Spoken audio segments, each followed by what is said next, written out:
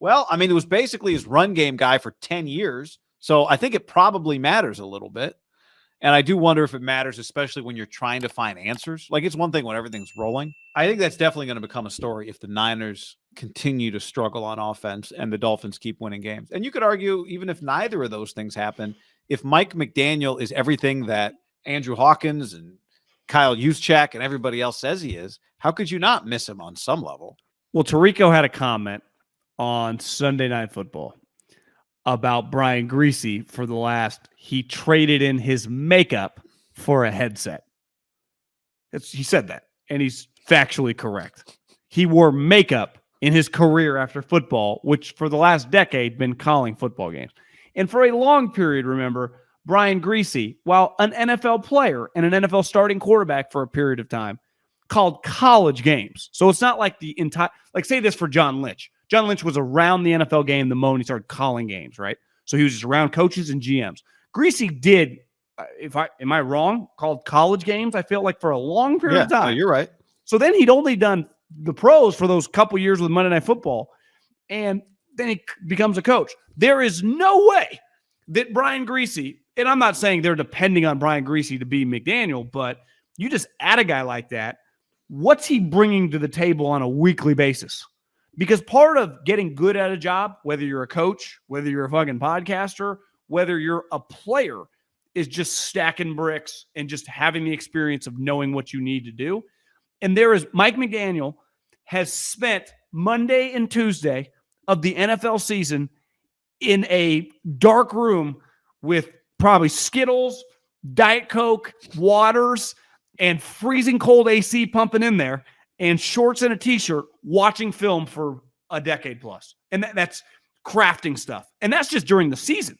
Imagine the off season. He's used to doing plays, doing the reviews, doing the OTA growth, during the training camp adapt. So just how is there not just a gigantic drop-off? Just from a schematic, like, hey, Kyle, walk down to his office, like, hey, man, I just saw this. I think this is going to, and Kyle's like, no, it's like 3 years ago when he came down to his office, saw something similar and it works. He's like, fucking love it. Mark that down. We'll install that. We'll hit that at practice tomorrow. Like I'm not against hiring. Like, I'm not acting like Brian Griese was just some guy off the street. Like, I think some people might, like, that's insane hire. I don't necessarily think it's an insane hire, but there is just going to be a lack of ability of him just based on experience to add stuff. The other thing is, I don't care who you are, and Brian is not like Peyton Manning or Drew Brees or anything. Does he feel comfortable immediately year one, just around, like, not even Kyle, like Forrest or other guys that have been coaching for 30 years, just to be like, I think we should do this? Where Mike would, after a certain point in time, once you realize you're pretty good at it, you're like, no, coach, I think we should do this. And Forrester's like, yeah, that's a good idea. I'm not saying that doesn't happen over time. But like week 3, like, is that happening right? Does Brian Griese just have the self-confidence as a coach to just be like, I kind of like breaking this one off at 7. Could we get McGlinchey to drop just to go a little quick set? Just things that, like, coach, that, like, you doing Cal games. There is a level of, like, Musgrave and Wilcox talking true football shit that they can talk at a level of. Musgrave has been coaching for 20 plus years, and Wilcox, once he finishes playing college, has been coaching for almost since the moment he was done playing football.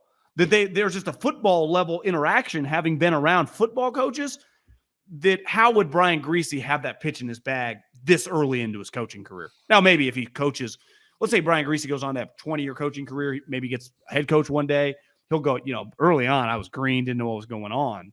But Mike McDaniel right now, like, Mike McDaniel didn't have his job, but my point is, like, yeah, Brian Griese is really Rich Scangarello's replacement, right? But even Rich Scangarello, like, he is the offensive coordinator right now for one of the best teams in college football. Like, could Brian Griese do that right now? I think it's fair to say no, right?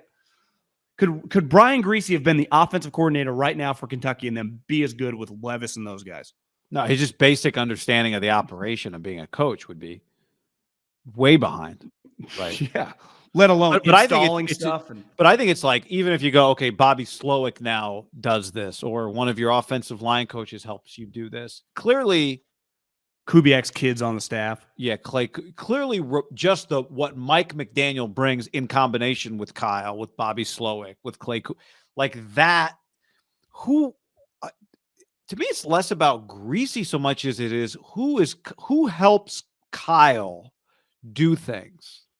Like really helps Kyle. And Mike McDaniel really helped Kyle. He just took run game off of Kyle's plate till like Thursday, right? Didn't even have to think about it.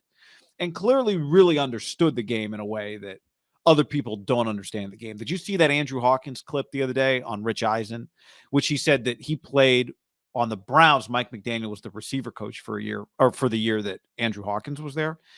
And he's like, one of the first meetings, McDaniel said, all the stuff you think about receiver play, like forget it. We're going to do everything the opposite. It was like very Steve Jobs. It's like when you show up at the SEALs, like forget everything you know. That's right. Listen from here on out. What you think, guys? Just trust me, boys. But he said it was true. Guy, that's like 7 years ago. Right? No, he said he's a savant, but he said basically he would tell us before a game, hey guys, there's like 3 different types of releases we use depending on who we're playing based on the corner's tendencies. And he would just tell us before a game, today you're using, this is the release you'll use against this guy, and this is the release you'll use against that guy. And Andrew Hawkins, like, he was right. It worked. Like he was 100% right. And he said he's the first guy that when we started learning releases, he was showing us Allen Iverson tape. That's how he taught us releases, because that's how you're creating space like a basketball player. So here is Kyle, who obviously is part of who Mike learned from, right? Mike McDaniel, some of what is in Kyle's head got transferred to Mike. But I think it's pretty clear that Mike is a unique brain. And how could Kyle, who maybe sometimes needs somebody to tell him, here's a different way to do it, or no, it's not just a brain. It's that Mike had so much equity with Kyle, right? If anybody was going to tell Kyle on offense, no, Mike McDaniel was probably that guy. Well, one guy that they added that we haven't mentioned yet is Anthony Lynn, who, has been a running back. To me, he is a guy that has no problem injecting a belief in a meeting, right? His confidence level, like he was a run game coordinator when Rex Ryan and the Jets had the #1 running offense. But the difference, I would say, of the 49ers sometimes and like that Jets team back with Sanchez when they were the #1 running offense was they had an awesome offensive line, and they just ran it down your throat. Kyle does that, but he also has pitches off the main run. Like they do slam you, but they also kind of hit you with jabs too. It's like an intellectual run game, right? Especially now that Trent's out, like they're going to have to, it's going to kind of be bobbing and weaving more than just like, we're going to run power down your throat every single play. Like that's definitely not happening with Trent Williams out, right? It's just like, we're just run behind 71, put Kittle over there and slam it down the throat. Like McKivitz, are we sure that he can just hold the point? I don't know. Well, time will tell. Yeah, it is going to take some more creativity. So, and when I think Mike McDaniel, I think creativity, and that to me, and let's face it, listen to him talk. Part of last year, wouldn't you say, why he kind of became this brand that translated, like people kind of liked him because he was just intellectually sounded a little bit different. And I know a lot of people in the NFL, younger people, our age group that I know, that I don't want to say we're rooting against them, but, sometimes like, oh, give me a fucking break. This guy's going to take over the league, or this guy, because the media liked him just because he was different. That's why you and I liked him. That's why most people like it. It was refreshing to just see something different. And I think that's what they said about Staley too.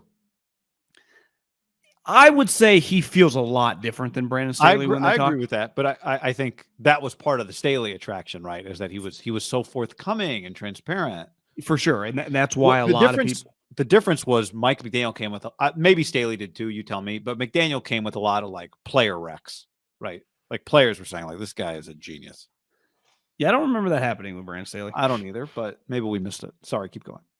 And part of that is like he does benefit from Andrew Hawkins is like but I mean, even before, guy. Right? Like Juice and like these guys, all Trent Williams. The 49ers guy loved him. Yeah. Like he's a lovable guy. I think he's pretty good at his job. I don't think it's disputable that it's a loss.